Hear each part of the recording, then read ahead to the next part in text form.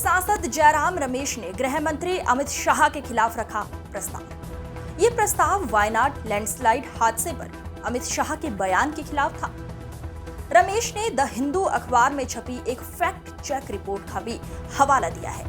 Wayanad landslide हादसे में केंद्रीय गृह मंत्री अमित शाह के दावों के खिलाफ शुक्रवार को कांग्रेस सांसद जयराम रमेश ने राज्यसभा में विशेषाधिकार हनन प्रस्ताव पेश किया। 23 जुलाई को 7 दिन फिर 24 को गई, फिर 25 को गई, 26 तारीख को मान्यवर ये कहा गया कि 20 सेंटीमीटर से ज्यादा वर्षा होगी, भारी वर्षा होगी, लैंडस्लाइड होने की संभावना है, मड भी रस होकर आ सकता है और लोग इसके अंदर दबकर मर भी सकते हैं। मैं कुछ कहना नहीं चाहता था मान्यवर, मगर भारत सरकार की अर्ली वार्निंग सिस्टम पर सवाल किए गए, इसलिए मैं कहता हूं प्लीज लिसन अस, मत चिल्लाइए, प्लीज रीड इट। जो वार्निंग भेजा है उसको पढ़िए जरा।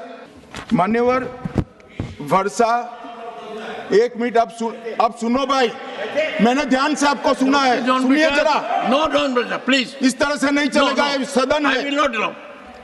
और इस अर्ली वार्निंग सिस्टम के तहत मैं आज सदन को बताना चाहता हूं, 23 तारीख को ही मेरे ही अनुमोदन से 9 एनडीआरएफ की टीमें केरल के लिए रवाना हो गई थी कि वहां लैंडस्लाइड आ सकता है। भारत सरकार ने 9 एनडीआरएफ की टीमें विमान से वहां भेजी। मैं पूछ सकता हूं मान्यवर, इतना मुझे जयराम रमेश ने केंद्रीय गृह मंत्री अमित शाह पर वायनाड भूस्खलन को लेकर झूठ बोलने का आरोप लगाया है।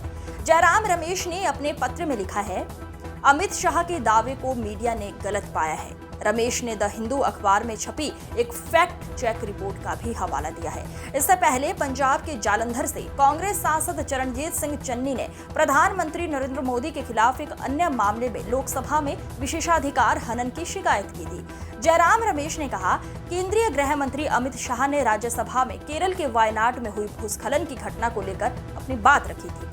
उन्होंने आगे कहा, केंद्रीय गृह मंत्री अमित शाह ने पूर्व चेतावनी प्रणाली पर कई दावे किए, जिसमें उन्होंने बताया कि कैसे केंद्र सरकार ने वायनाड में हुई त्रासदी से पहले ही अलर्ट जारी किए जाने के बावजूद भी केरल सरकार ने उनका इस्तेमाल नहीं किया है।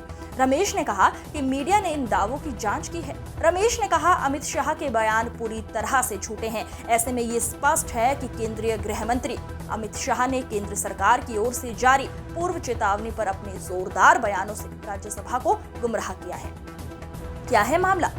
केंद्रीय गृह मंत्री अमित शाह ने केरल के वायनाड में हुई घटना के लिए केरल सरकार को जिम्मेदार ठहराया है। इसे लेकर अमित शाह के खिलाफ राज्यसभा में विशेषाधिकार हनन का नोटिस दिया गया। इस मामले पर आरजेडी प्रवक्ता मृत्युंजय तिवारी ने कहा कि गृह मंत्री ने सीधे तौर पर राज्य सरकार को जिम्मेदार ठहराया है। अमित शाह ने अपनी जिम्मेदारी से पल्ला झाड़ लिया है। वो देश के गृह मंत्री हैं, उनकी जवाबदेही है और जिम्मेदारी क्या है। अधिक अपडेट्स के लिए बने रहिए हमारे चैनल इन्वेस्टिगेशिया के साथ। नमस्कार।